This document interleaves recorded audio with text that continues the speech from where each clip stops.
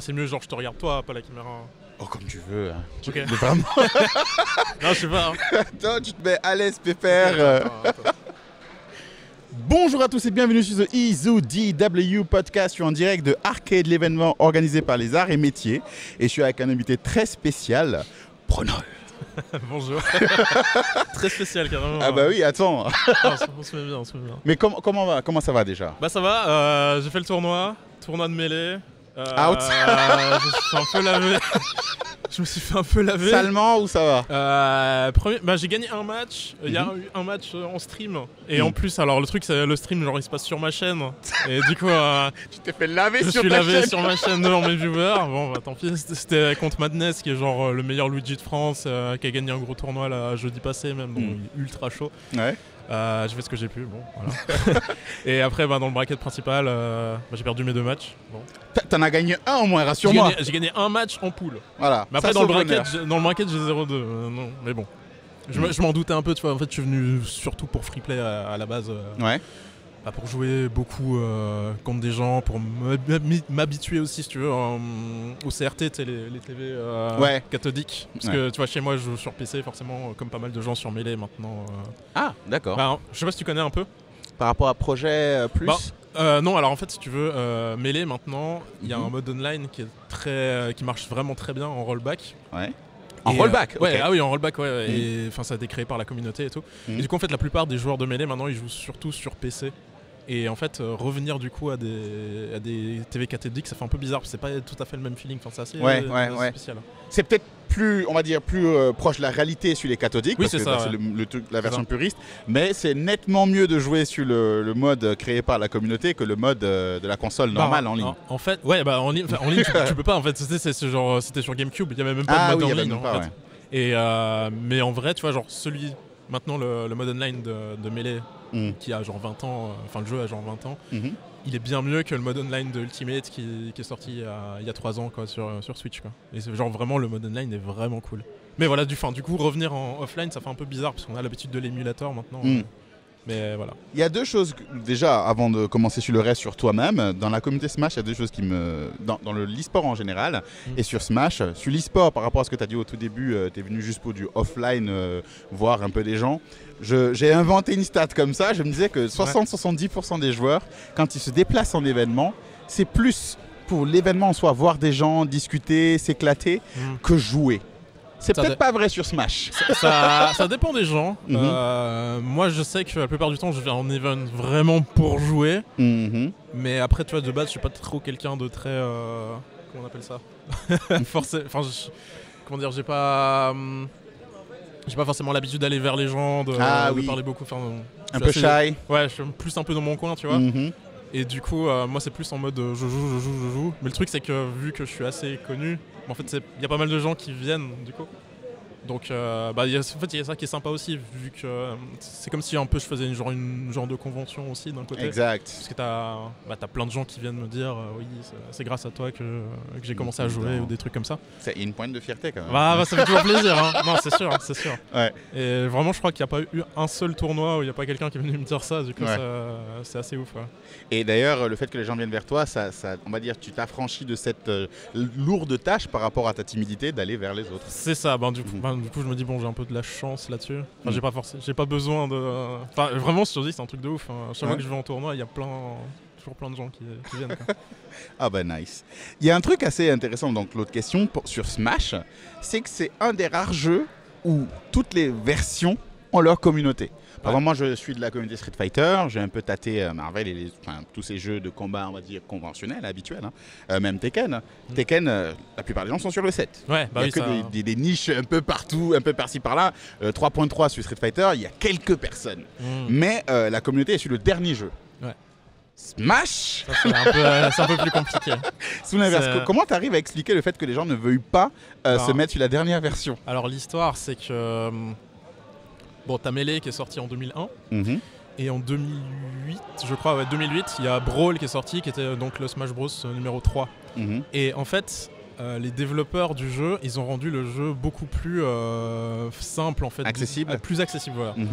Pas forcément plus simple, mais plus accessible, moins de techniques compliquées. Ils ont carrément enlevé pas mal de techniques qui faisaient un peu le sel de Melee.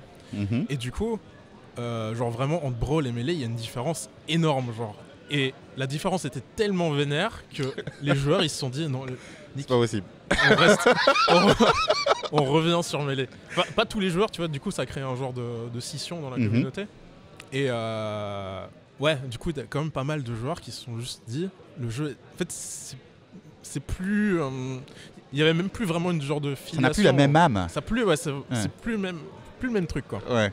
Et dis-toi, ils sont allés tellement loin que bah, du coup Project Plus là, c'est une version modifiée de Brawl pour que ça ressemble plus à Melee en fait. Ah, c'est une méléisation de Brawl. Okay. C'est ça, exactement. Et du coup, on arrivait à un point où en fait Project Plus avait plus de participants dans certains tournois que Brawl. Et du coup, ben, forcément, il y a eu un moment, Nintendo, ils ont dit... Vous cherchez la merde quand même avec Nintendo, là. Nintendo, là, tu vois, on connaît pas exactement l'histoire, qu'est-ce qui s'est passé, mais il semblerait qu'ils ont fait un peu pression sur les tournois pour qu'ils mettent un peu le jeu de côté. Mais il y a quand même une réalité où je pense, si Nintendo n'était pas intervenu, le jeu il serait vraiment énorme, genre Project Plus. Parce que vraiment, ça rassemblait Melee et la communauté de Brawl. C'était quand même plus accessible que Melee le Melee de base. Que Melee, mais ça restait vraiment technique. T'as quand même des techniques comme le wave dash et tout. Et super plaisant à jouer. Là c'est la première fois que j'y joue du coup un peu plus aujourd'hui. Et c'est vraiment cool quoi du coup. Ah. Et développé par la communauté aussi. Développé entièrement par la communauté. Ouais. Ah, vraiment, vous allez loin quoi. Vous êtes la communauté. Truc encore drôle que moi j'observe du côté de Smash. La dernière fois je parlais avec Léon, on avait fait le même constat parce qu'il a testé d'autres jeux, on va revenir là-dessus aussi. Ouais. Smash est le jeu, en tout cas c'est la communauté la moins aidée par son éditeur. Ouais, plus ou moins. Ouais. Je pense que limite votre éditeur ne veut pas de vous. Ah non, c'est même pas limite, hein, c'est... t'as la communauté qui s'est développée avec Melee à l'époque, ça devait être un party game, tout ça. Et je pense vraiment qu'ils auraient pas voulu. Et puis plusieurs fois, ils ont essayé de mettre des bâtons dans les roues, essayer d'annuler des événements ou de faire traîner. Genre, il devait y avoir genre un circuit Nintendo il y a déjà plusieurs années, et puis ils ont fait traîner les trucs. Et finalement, il s'est rien passé. Je pense qu'ils préféraient que ça n'existe pas. Ouais, le côté e-sport, ça fait fuir un peu les familles. Ils ont peur de ça, ouais. Mais après, je sais pas, quand tu vois... En fait, je me dis aussi, les joueurs compétitifs, c'est les joueurs qui vont rester le plus longtemps sur ton jeu, ça va être les fans les plus hardcore, et c'est un peu chaud quand même de les dismiss comme ça, en mode on veut pas vraiment de vous quoi. Mais cette histoire d'accessibilité, ça revient à beaucoup de gens, parce que moi je suis un joueur, j'ai commencé avec les premiers Street certes, mais celui que j'ai le plus joué c'est Street Fighter 4 et après ils sont passés à Street Fighter 5 j'avais suivi un peu. Qui a le même problème, en tout cas nous les fameux c'était mieux avant, on aime dire que Street 5 est trop simple, il y a des... En toute transparence, c'est des choses qu'on considère débiles un peu, il y a la touche gagnante, tu vois. Mais il y a un truc qu'il faut reconnaître, plus un jeu est accessible, plus la compétition est difficile. Ouais. Est-ce que c'est un rapport que tu fais? Je sais pas, je sais pas si je m'aventurerai là-dessus, parce que franchement, je pense que c'est difficile dans les deux cas. Toi, entre Melee, Ultimate, je suis pas vraiment sûr qu'on peut vraiment dire qu'il y en a un qui est plus facile que l'autre à très très haut niveau. C'est juste que sur Melee, en fait, pour entrer dans le jeu, c'est peut-être déjà des années de jeu, en fait, juste pour comprendre les bases de comment se déplacer, tout ça. Enfin, genre, ça fait un an à peu près que je joue à Melee. Il y a plein de trucs que je sais absolument pas faire encore. Des trucs qui sont pourtant assez basiques, tu vois, sur le jeu. C'est vraiment tu te prends un énorme mur dans la tête quand tu commences à jouer. Mais une fois que techniquement t'es au taquet, je sais pas en vrai. On va dire il y a le skill d'entrée et il y a le skill cap. Est-ce que Melee, le skill d'entrée, il est très élevé? Il est très élevé, ouais. Le skill cap aussi est beaucoup plus élevé. Le skill cap est élevé de ouf aussi. C'est celui qui a le plus haut skill cap et le plus haut skill d'entrée? Ouais, en tout cas dans les Smash, facile, ouais. Clairement. Mais c'est pas... Ça veut pas dire que Ultimate est facile, tu vois. C'est juste que Melee c'est n'importe quoi, genre. Mais il est trop fun le jeu aussi. Voilà, mais bon. Ouais, parce que t'es fier de faire un truc, quoi. Bah en fait, tu vois, genre quand j'ai commencé à suivre l'e-sport Smash, c'est justement en regardant des matchs de Melee, j'étais en mode mais les mecs c'est des surhommes, quoi. Genre, tu vois les trucs qu'ils font, c'est possible de bouger aussi vite, quoi. Ouais. C'est abusé. Et t'as envie de faire les mêmes trucs, quoi, du coup. C'est sur Melee qu'il y a les combos contest là. C'est sur Smash 64, ah ouais. Celui d'encore avant. Il est plus technique, moins technique. Je sais pas, j'ai jamais. Ouais. Alors j'ai joué à l'époque, mais pas en compétition. Je m'y connais pas assez sur le jeu. Mais en fait, la grosse différence, c'est que, alors je sais pas si vous avez aussi cette notion de hitstun. Bah en fait, dans Smash 64, il est énorme le hitstun, donc tu peux vraiment faire des combos ultra longs. Tu peux aller te coucher, revenir taper. Ouais, en gros, franchement, en gros, c'est ça. C'est pour ça que c'est sur ce jeu qu'il y a les combos de contest, parce que tu peux faire des trucs de taré, quoi. Ok. Et toi, t'as commencé les jeux de combat avec Smash ou t'as joué à d'autres jeux avant? Bah, c'est un peu genre j'avais touché à Tekken, mais genre vite fait avec mon cousin. Un peu comme tout le monde, quoi. Voilà, genre, bon, voilà. Mais sinon, non, vraiment que Smash. Et j'ai essayé un peu de me mettre au jeu de combat. J'avais acheté Street 5. Ah, il y a un truc important que tu viens de dire. Ah oui, ça m'a échappé. Hein. C'est toi qui as dit. Moi j'aurais dit. C'est toi qui as dit. Merde. Donc Smash n'est pas un jeu de combat. C'est un platform fighter. Ok. Si tu veux, oui. Ouais, alors disons, j'ai essayé de me mettre au jeu de combat traditionnel. Ok. Ouais, donc Street 5, j'ai essayé Guilty Gear le dernier là aussi. Mais je sais pas, je croche moins, tu vois. Ouais. Je sais pas, je pense que c'est au niveau du déplacement que je sais pas, le côté que tu peux vraiment aller où tu veux sur les platform fighters. Oui. Tu vois, genre j'ai testé Rivals of Aether qui est un autre platform fighter et bah je préfère, tu vois. Je pense plus ça reste dans la même âme. Là-dedans, je pense que ça me correspond mieux. Peut-être jouer un peu à Marvel, hein, ça colle bien au niveau des placements. Et je pense que le parallèle se fait plus facilement. Beaucoup de joueurs de Marvel qui jouent à Smash, des joueurs Smash qui touchent aussi à Marvel.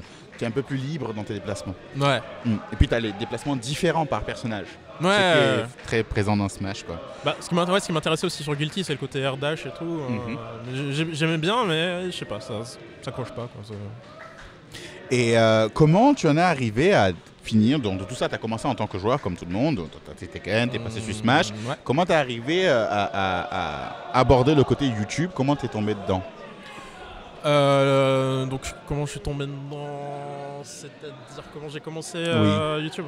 Comment tu en es arrivé à te lancer sur YouTube? Ouais, alors ça remonte à 2015.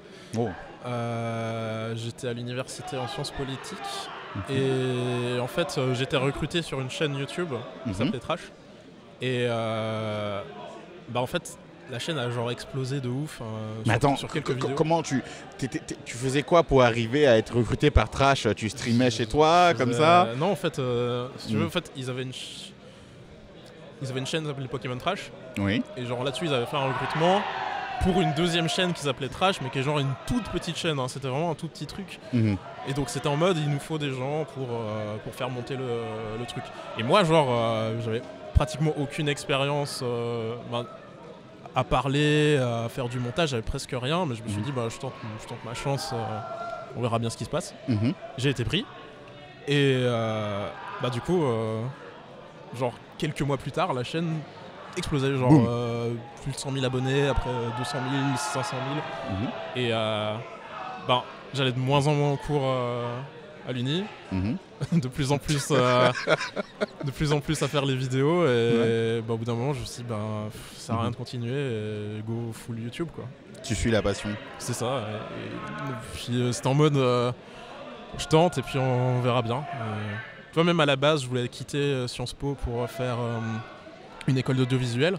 Oui. Mais je me suis dit, en fait, je fais déjà le métier que j'aurais voulu faire en sortant de l'école. D'accord. T'as eu un petit shortcut, quoi. C'est un peu ça, carrément un gros shortcut. Ouais, du coup, ouais. Et tout appris du coup en autodidacte en soi. J'ai jamais pris de cours de montage ou quoi. Enfin, du tout. C'est en mode, je sais pas faire un truc, je regarde un tuto, comment faire tel truc. Et puis, il y a des choses qu'on peut apprendre dans l'audiovisuel en regardant, en apprenant sur les tutos YouTube, ça marche très bien d'ailleurs. Mais par rapport à la diction, savoir comment parler, avoir son rythme. J'ai tout appris aussi. Parce que tu me dis que tu es quelqu'un de timide de base. Ouais. Donc tu n'as pas forcément, on va dire, la société pour te prendre de l'XP pour pratique, pour la pratique. Comment tu développes ça? Comment tu développes ta... Trial and error. Franchement, ouais, hein, c'est genre... comme je faisais moi. Au début, franchement, j'avais une voix de merde, hein, genre en vidéo et tout. Mais c'est genre, tu prends ton texte, tu le lis, tu essaies de mettre le maximum d'intonation, tu parles super fort, tu gardes le sourire quand tu parles et tout. Et tu le lis, tu réécoutes qu'est-ce que ça donne, tu regardes qu'est-ce que tu dois changer dans ta voix, tu refais tout le temps. Et tu es censé finir un peu épuisé et tout. Je sais que même genre j'étais sous la douche, j'essayais de parler genre vraiment en articulant à fond. Très important, le côté il faut vraiment parler fort et il faut être imposant, faut sourire, faut pas hésiter à... Enfin vraiment quand je parle pour une vidéo c'est en mode je bouge les mains et tout. Ouais, pas hésiter à parler fort, vraiment c'est très important. Je vois pas mal de youtubeurs qui commencent et ils sont en mode ils ont un peu peur, tu vois, genre ils parlent un peu tu vois, par exemple si je parlais comme je parle maintenant prenons la voix YouTube. Si tu veux faire lire un truc, parce qu'en fait si je parlais comme je parle maintenant en vidéo ça serait super chiant. Il faut plus d'intonation, je sais pas si je sais pas moi, est-ce que tu as un texte de recruteur comme ça? On y va, on fait la voix YouTube. Parce que c'est important de pouvoir switcher de voix comme ça. Mais ça alors maintenant j'arrive à switcher à l'envie quoi. C'est limite flippant je te promets. Par exemple, attends on va voir. Ça c'est quelque chose d'une vidéo qui n'est pas encore parue? Attends, ça c'est une exclue? Ça c'est tous mes textes. Ah non, je vais pas... Attends. Je suis désolé s'il y aura du montage à faire du coup. Non, c'est nature. Ok. Ok, d'accord. Ouais, alors sur une vidéo qui est déjà sortie par exemple, c'est en mode... Sora de la licence de jeu Kingdom Hearts est arrivé dans Smash Bros Ultimate il y a quelques semaines. Il s'agissait du tout premier des 6 personnages du deuxième Fighter Pass. Après 2 ans de DLC et 14 nouveaux personnages, Smash Bros Ultimate semble enfin avoir atteint sa forme finale avec le patch 13.0.0. Waouh. Et du coup... Ça fait très voix journal. Ouais, c'est le principe quoi. Waouh. Et... En fait souvent, tu vois, genre... quand les gens ils m'ont seulement entendu en vidéo et qu'ils m'entendent en vrai, après ils ont l'impression que c'est pas la même personne. De ouf. Excellent. Et cette voix, c'est quoi? C'est que, alors, moi je te dis ça, un petit parallèle, c'est que moi je suis dans le podcast, mais dans la vie de tous les jours, je suis plus ou moins commercial. D'accord. J'ai ma voix de commercial, j'ai ma voix de podcast, j'ai fait un mix entre les deux. Enfin, non, j'ai ma voix du quotidien, ma voix de commercial, je fais un mix entre les deux pour avoir ma voix de podcasteur. Mais j'émule beaucoup des voix que j'ai déjà entendues dans les podcasts qui me plaisent, des choses comme ça. Est-ce que la voix journalistique que tu sors quand tu fais tes vidéos, elle vient de quelque chose qui t'a inspiré aussi? Un des trucs qu'on m'avait dit de regarder à l'époque, c'était Fabrice Lucchini. Je sais pas si tu connais. Non. Je crois que c'est un écrivain, je sais pas quoi. Et en fait, il a une façon de parler où... Je sais pas. Il a un peps. C'est trop dur à expliquer. Genre, en fait, il lit des textes, mais il met vraiment une énorme intonation tout le temps sur tout ce qu'il dit. Il en fait des caisses, en fait, mais ça passe parce qu'en fait, il y a ce côté que... Ouais, ça c'est très important. Le côté que, en fait, quand tu fais une vidéo, il faut te dire que les mecs, les gens qui vont regarder, ils attendent n'importe quelle opportunité pour partir. Donc si t'es pas toujours en train de leur dire reste ici, ils vont partir de la vidéo, ils vont faire autre chose. Donc un peu ce côté qu'il faut toujours réussir à rester intéressant, à garder l'attention des gens. Et en fait, garder ça en tête aussi, je pense que c'est important. Ce côté que t'as pas le droit de t'endormir en fait quand tu... Là, je peux être tranquille, tu vois, mais quand je fais une vidéo, t'as pas le droit. C'est intéressant ce que tu viens de dire. Tu dis, tout le monde cherche l'opportunité pour partir, donc c'est un peu le hey. Ouais, c'est en mode. En fait, t'es la Luciole dans Ocarina of Time. Oui, quoi. C'est un peu ça. Ouais. Faut dire. Listen. Je te promets, tu regardes genre les stats de rétention d'audience sur les vidéos de YouTube. À chaque fois, c'est genre t'as un énorme drop dès le début de la vidéo. Ouais. Et en fait, ce que tu veux, c'est que ça soit le moins violent possible ce drop. Donc dès le début, faut y aller à fond. Il faut que les 30 premières secondes, c'est limite ce qu'il y a le plus important dans toute la vidéo, sur comment garder l'attention des gens, comment être intéressant dès le début. Pour ça, typiquement, genre, moi, mon truc, c'est que je dis pas bonjour, je dis rien du tout, je commence direct avec la vidéo. Il n'y a pas d'intro, il n'y a rien du tout. C'est genre direct dans le truc. Et il n'y a que sur les très longues vidéos où je me permets de prendre plus de temps parce que je me dis, les gens ils ont cliqué sur une vidéo d'1 heure, ils savent que ça va prendre du temps, donc là je peux un peu plus me poser, mais sur les vidéos plus courtes, il n'y a pas le temps de... Ouais, droit au but. Ah, t'as pas direct droit au but. Hein. Ouais. Et je préfère pas tergiverser, direct aller au point. Et, voilà. Et au niveau de la voix, donc tu as lu cet écrit, enfin tu t'es inspiré aussi de comment cet écrivain pratique dans son domaine à lui. Comment tu as appris on va dire le métier même de youtubeur? Parce que tu me parlais de respecter l'attention, la rétention pendant les 30 premières secondes et essayer de les garder pendant les premiers temps. Tu as l'aspect business aussi qu'il faut voir. Peut-être qu'il y a un rythme de publication, il y a peut-être des heures. Bon, je sais pas si c'est toujours valable ça. Toutes ces choses-là, comment tu les apprends? T'apprends au fur et à mesure. Au début, tu connais rien. Genre, tu débarques là-dedans, c'est un tout nouveau monde. Et t'apprends au fur et à mesure. Il n'y a pas de miracle, il n'y a pas d'école, il n'y a personne pour te dire ce genre de truc, quoi. Tu dois... Et c'est erreur un peu, c'est toujours un peu ça aussi. J'ai pas vraiment de réponse. Tu vois, je fais ça depuis 2015, du coup, forcément, tu gagnes de l'expérience au fur et à mesure, quoi. Il n'y a pas de solution de miracle, je dirais. Et même, j'aurais du mal à donner un conseil en mode que faire pour réussir sur YouTube, parce que finalement, j'ai eu de la chance, tu vois. La question n'est pas vite répondue. Ouais, non, vraiment pas. Et il y a des gens, je pense, qui te diront que c'est... Ouais, justement que c'est vite répondu et qu'il faut faire tel truc, mais en vrai, il y a une bonne part de chance aussi quand même. Donc, je sais pas. Je m'aventure pas là-dessus. Et comment ça s'est passé au niveau de la famille? Comment ça a accepté? Parce que tu étais en Sciences Po, vraiment la filière qui est un peu entre guillemets antinomique. Après, j'étais en Suisse. Il me semble... Encore plus. Non, mais à la base, je suis suisse. Ok. Mais j'ai l'impression que c'est moins. Il y a moins ce côté gros truc Sciences Po que. Ah, ok. C'est une filière comme les autres. C'est plus ça, ouais. J'ai l'impression, après, je peux me tromper. Mais ouais, après. En fait, j'ai attendu longtemps avant de leur dire. Genre, quand j'ai dit à mes parents, on était déjà dans les 500 000 abonnés. Ouais, c'est déjà plus sérieux, ouais. Ouais. Au début, j'ai rien dit à personne. Et ouais, ils étaient en mode. Ok, essaye. Si t'arrives à te faire de l'argent comme ça, ils étaient très compréhensifs, ouais. J'avais très peur au début. Parce que c'était un peu en mode. J'avais vraiment l'impression que je devais finir mes études et après je sais pas si j'aurais peut-être fini journaliste, je pense. C'est intéressant parce que du coup je fais un peu du journalisme du coup maintenant dans mes vidéos, dans l'idée.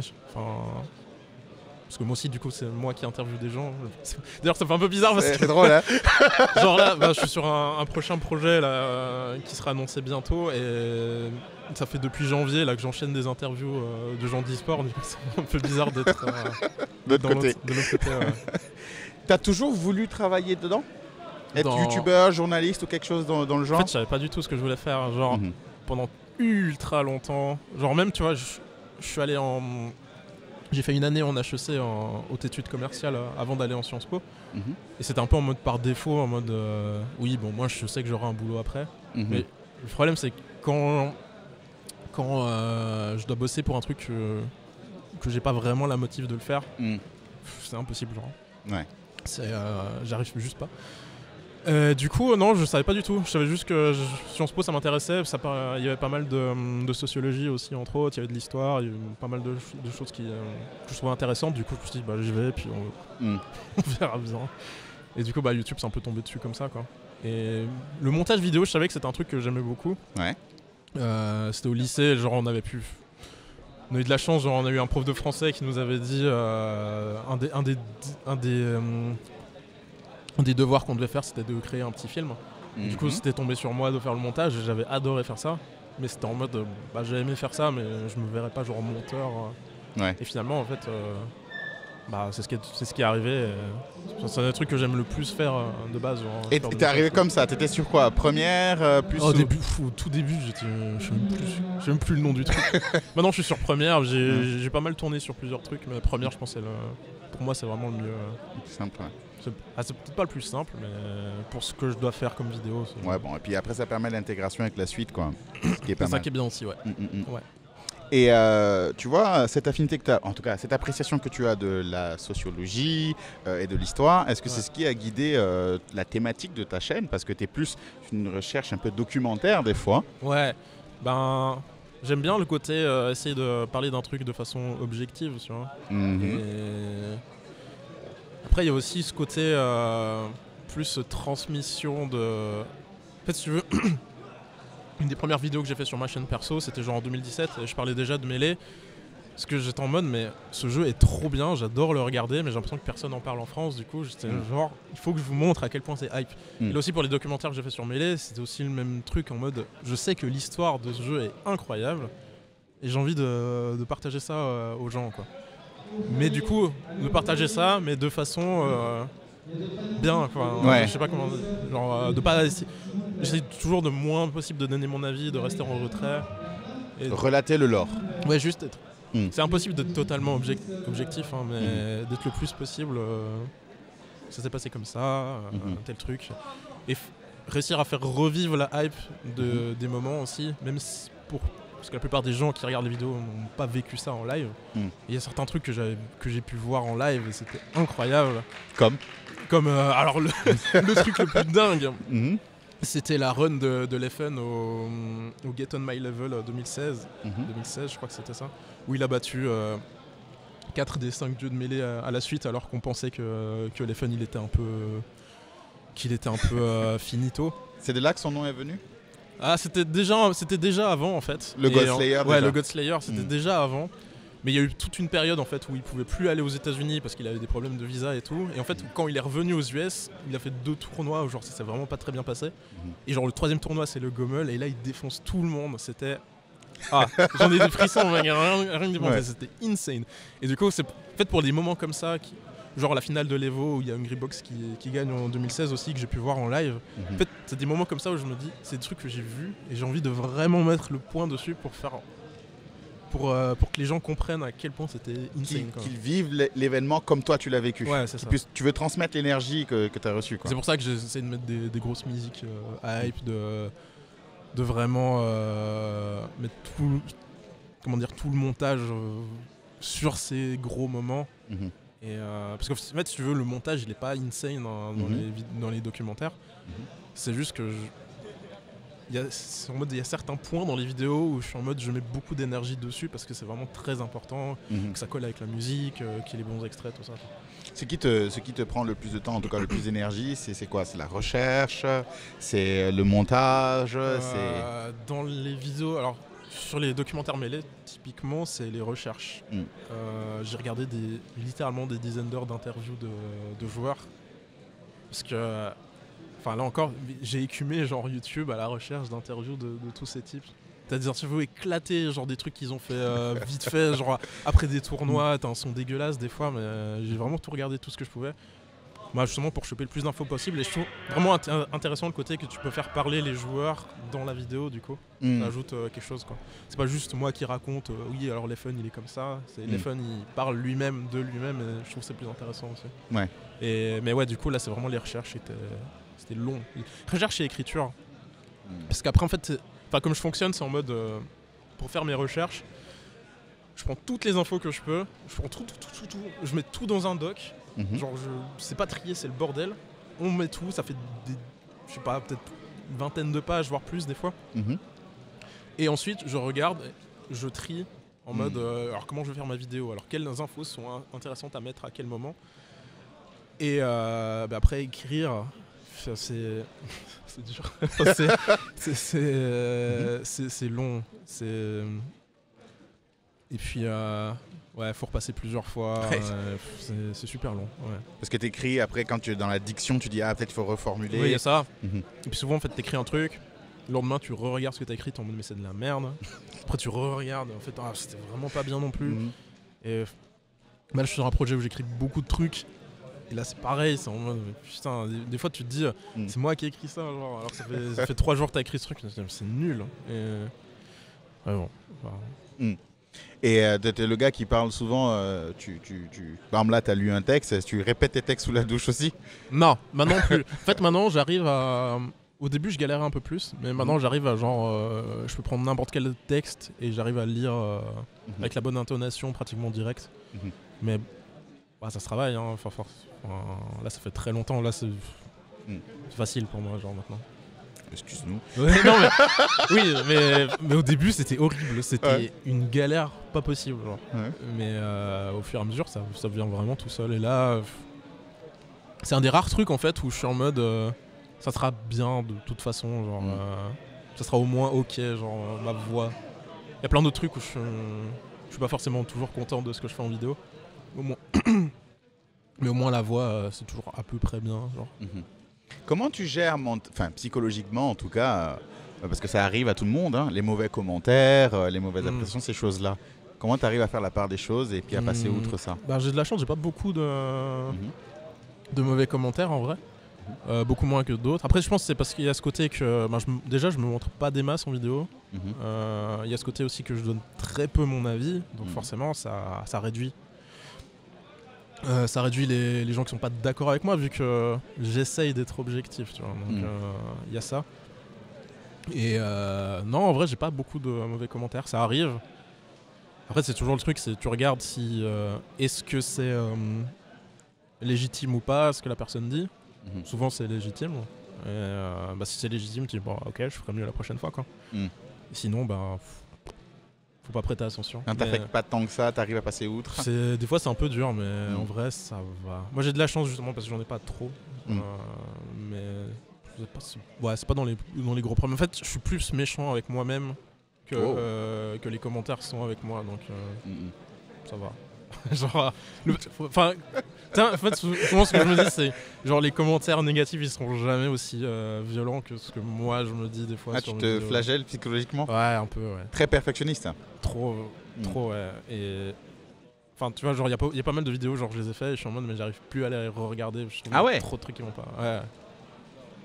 C'est comme ça. J'espère que tu vas pas me dire que la vidéo quand tu abordais justement les dieux de Smash, c'est une des vidéos que tu n'arrives plus à regarder. C'est pas que j'arrive... Non, j'arrive à les regarder, ça un moment. Parce que c'est une de tes plus grosses vidéos.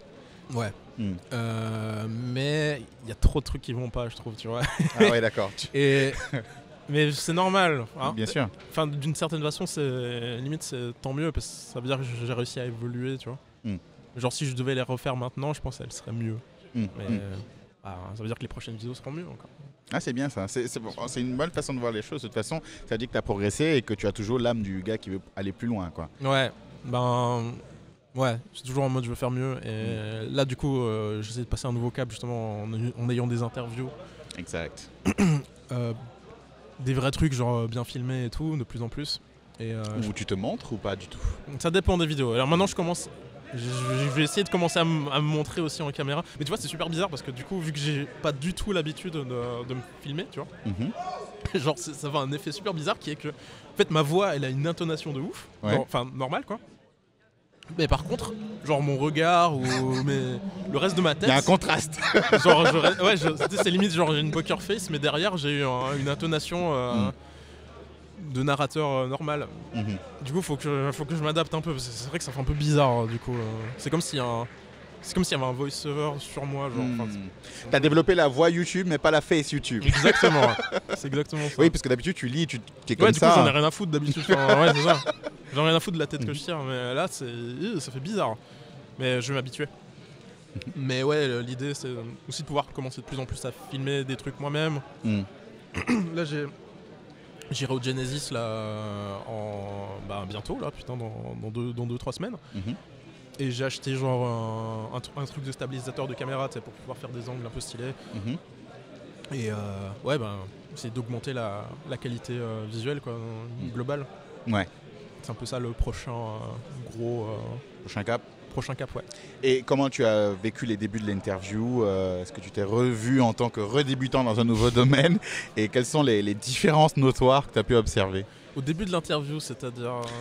de l'interviewing, si tu veux, de l'interview. Ah, quand j'ai commencé... Alors, oh putain, c'était dur. Parce que là, il y a un retour, il faut s'adapter à l'interviewé. Comme je t'ai dit, de base, moi je suis ultra timide. Et... c'était très dur. Genre les premières, j'étais super stressé. Je sais pas trop quoi dire. Mais ça va. Ça arrive. Comment dire? Ça vient de plus en plus naturellement. Mais au début, limite, je préférais que ça soit quelqu'un d'autre qui interviewe à ma place, quoi. Genre, ouais. Oh. Non, au début c'était dur. Mais là, ça va. Et tu les scripts ou tu vas au feeling? Alors au début je les scriptais, genre je mettais toutes les questions en mode on va ces questions. Et là de plus en plus en fait, je pose une question et après j'arrive à rebondir mieux sur ce que la personne va dire et tout. Et après ça dépend aussi des interviewés, des fois t'as un meilleur feeling que d'autres, moi je pense que, forcément. Mais ouais, ça devient de plus en plus naturellement, ça fait plaisir. Ouais. Et c'est beaucoup moins flippant qu'au début. Ouais. Et en vrai, en peu de temps, je suis passé de très flippé à ça passe. Du coup, plutôt content. En vrai, ouais. Et puis, il y a les cas où tu tombes sur quelqu'un, tu lui poses une question, il te répond oui. Ouais, alors ça m'est jamais arrivé. Alors... non, alors, moi je trouve, en fait, le secret pour éviter ça, je pense, c'est juste, en fait, tu poses des questions sur des trucs que les gens adorent et connaissent bien. Et en vrai, si tu poses juste des questions aux gens sur des sujets qu'ils maîtrisent bien, il n'y a aucune raison qu'ils galèrent, je pense. Ouais. Faut juste montrer qu'on est intéressé par ce qu'ils disent. Ça vient assez tout seul, je trouve. Ouais, et t'as quelle voix quand t'interviews ? Je la vois que j'ai normale. Ok. En fait, j'essaie pas de faire une voix différente parce que j'ai l'impression que ça fait un peu... Ça crée de la distance ? Ouais, voilà, peut-être. Ouais. Je préfère être en mode... on discute, quoi. Normal, tranquille. Quoi. Ouais. Je préfère comme ça. Ouais.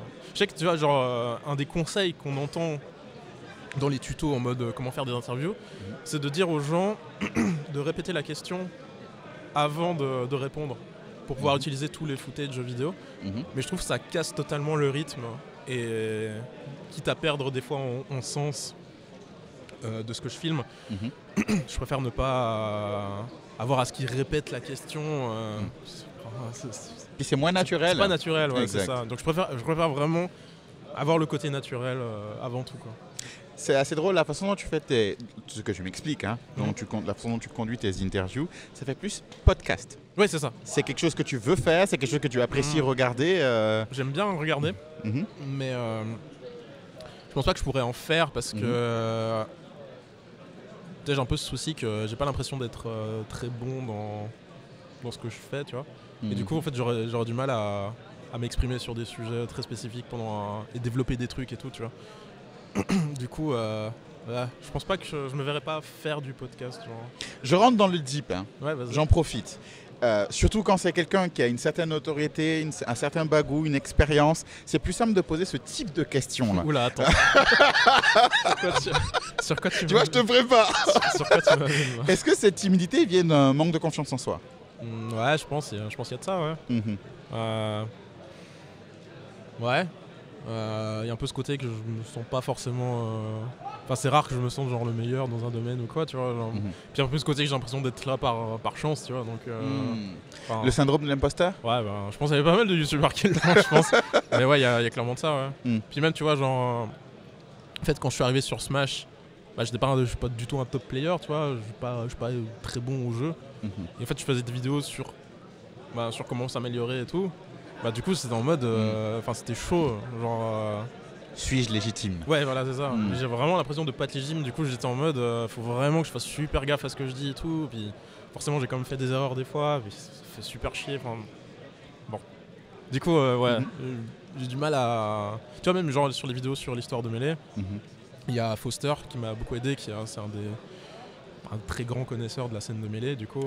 Dédicace à Foster, c'est un bon pote à moi, je l'aime bien. Ouais. Il m'a énormément aidé là-dessus, genre dès que j'avais une question, genre un truc technique, j'étais pas sûr, je préfère lui poser des questions. Et en fait, justement, s'il avait pas été là, je pense que j'aurais fait énormément d'erreurs dans ces vidéos. Après, je me dis, est-ce que... Tu vois, d'un côté, c'est peut-être aussi une force, le côté, je sais ce que je sais pas, peut-être, je sais pas. Et tu as le courage de sortir de ta zone de confort. Pour le coup. Ouais, sur certains trucs, hein, pas sur tout. Mais... Pas sur le podcast. Non. Non, je pense pas. Et ça aide aussi quand tu arrives dans un événement comme ça et comme on disait au début, quelqu'un te dit voilà, grâce à toi, je me suis mis au jeu, toutes ces choses-là. C'est trop bien. Ouais, ça fait toujours plaisir, ça c'est sûr. Ouais. Et autre chose aussi, tu as parlé de Foster, est-ce qu'un jour, maintenant que tu as commencé l'interview, tu vas te lancer dans le commentary ? Quelles sont les perspectives ? Non ? Trop dur ? C'est encore un autre délire, ça encore. Mais... Non, en fait, je pense pas que j'aurai le... Comment dire, le bagou. Le bagou, ouais, je pense. Hein. En fait, le problème, je serais peut-être pas mal dans un côté analyste, mais le problème, c'est que je m'y connais pas assez dans les jeux pour être justement le commentateur analyste. Du coup, non, je me vois en tout cas pas dans un avenir proche, ça m'intéresse pas des masses. Je préfère le côté j'ai mon texte, que j'ai travaillé, que je sais que c'est à peu près bien. Je préfère ça plutôt que le truc en direct. Tu vois, genre même faire du live pendant longtemps, ça me faisait vraiment peur. Mais voilà, ça commence à venir.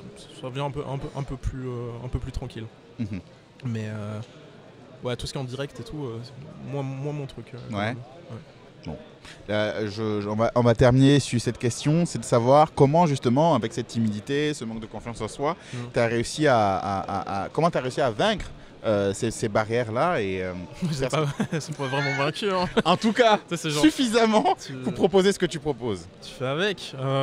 Après, tu sais, je me suis mis un peu des barrières devant, tu vois, genre le fait que je me montre pas en vidéo, ça te protège déjà, tu vois, en soi. Après, je sais pas, en vrai... Motivational speaker, tu lèves le matin, non. You can do it. Ah non, vraiment pas. Hein. C'est vraiment l'inverse de ça. C'est juste, j'aime bien faire ce que je fais, du coup je le fais. Et en fait, ce qui est bien, du coup, bien et pas bien en même temps, c'est le côté que t'es chez toi, genre, tu te rends pas compte en fait du nombre de gens qui regardent tes trucs. Ça serait beaucoup plus stressant si je me rendais. Tu vois, genre, il y a des vidéos qui font 800 000 vues, 1 million de vues. Ça veut rien dire, tu vois. Je sais pas du tout ce que ça veut dire. C'est impossible de se rendre compte. Du coup, c'est moins stressant, du coup. Vu que t'es en mode, c'est des chiffres en soi, ça va. Après, tu commences à te rendre compte que c'est des vrais gens derrière. Ça peut mettre un peu plus la pression. Ouais. Voir 800 000 personnes en live, 800 000 viewers, c'est plus flippant. Ouais, ah oui, bah oui. Et imagine devant une salle de 800 000 personnes. Impossible. Moi, je pourrais pas. Hein. Genre vraiment, ça serait une catastrophe. Genre parler devant énormément de gens ou quoi, ouais, non, c'est vraiment pas mon truc, quoi, pour le coup. Alright, donc la grande vidéo de Just Do It ne fonctionne pas, quoi. Ouais, peut-être sur des gens, hein, je sais pas, après, je sais pas, peut-être. Je suis pas le mec le plus motivant hein, non plus, hein, mais je saurais pas trop quoi dire genre aux gens qui sont peut-être aussi timides ou quoi. Je sais pas. En tout cas, le contraste m'intrigue et c'est très intéressant. Ouais, non, mais je peux imaginer. Mais il me semble qu'il y a aussi genre des acteurs ou quoi, des fois, qui sont assez timides. Alors, ça fait bizarre aux gens, en fait. Je crois que des fois, les gens, ils n'arrivent pas forcément à comprendre. Tu peux être connu, mais en même temps que t'as pas l'habitude d'être avec des gens, tu vois. C'est vrai que on n'y pense pas forcément hein, comme ça. D'autant plus que tu n'as pas commencé ça pour être connu. Ah non. Donc connu, c'est on va dire, c'est un side dish. Ouais. Tu venais chercher autre chose et. C'était en mode ouais, je faisais ça pour le fun. Quand même. Ouais. Excellent. En tout cas, merci à toi d'avoir fait le déplacement et d'avoir accepté cette interview, d'avoir répondu à toutes ces questions. Donc après, c'est intéressant, moi je pense, même de voir ce côté timide, parce qu'il y a des gens, en tout cas, qui ont peut-être des talents de fous furieux, qui sont très doués, qui ont de la connaissance, mais qui se disent « Ah, je suis timide », alors que ça n'empêche pas de se lancer dedans, au final. Enfin, ça empêche si on veut pas se lancer. Après, comme je te dis, c'est plus facile sur Internet. T'as moins le contact direct, tu vois, donc là-dessus j'ai de la chance, quoi. On va dire que c'est comme faire du vélo avec les petits trous. Ouais, on peut le voir comme ça. Et tu vois, genre typiquement maintenant, devoir faire aussi du facecam, me montrer, c'est là que ça commence à devenir un peu vénère, tu vois. Genre, c'est plus dur. Et l'interview, ça va encore? L'interview, ça va. En tout cas, t'aimes bien. Ouais, j'aime bien. En tout cas, j'aime bien. Et qu'est-ce qu'on peut attendre dans les moments à venir? Plus d'interviews? Est-ce que tu as... Ouais, alors, comme j'ai dit au Genedis, là, je vais faire une grosse vidéo là-dessus. Je pense qu'il y aura des interviews de joueurs, entre autres, dedans, en mode comment suivre un peu les joueurs français aux US, quoi, du coup. Je pense que ça va être sympa. J'ai un gros projet qui arrive bientôt aussi. Je peux pas en parler pour l'instant. Ouais, je peux rien dire. C'est pas une vidéo, c'est tout ce que je peux dire. C'est quoi? C'est pas une vidéo. Et c'est quoi? Je sais pas. J'ai légalement pas le droit de le dire. Ah oui, d'accord. Donc c'est plus gros que je l'imaginais. Ouais, non, c'est un gros truc. On peut en parler en coulisses? On peut en parler en coulisses. Alright. En tout cas, merci à toi, c'est super sympa et merci à vous qui regardez cette vidéo. Donc vous étiez sur The EasyDW Podcast en direct de Arcade, l'événement organisé par les arts et métiers. Et je suis avec Bronol et vous pouvez découvrir l'interview sur YouTube et aussi sur Spotify. Comme d'habitude, jetez-nous des fleurs, jetez-nous des pierres, mais surtout ne partez pas sans laisser votre commentaire. C'était EasyDW. Je vous souhaite une bonne soirée. Merci à toi. Merci. Check. Nice.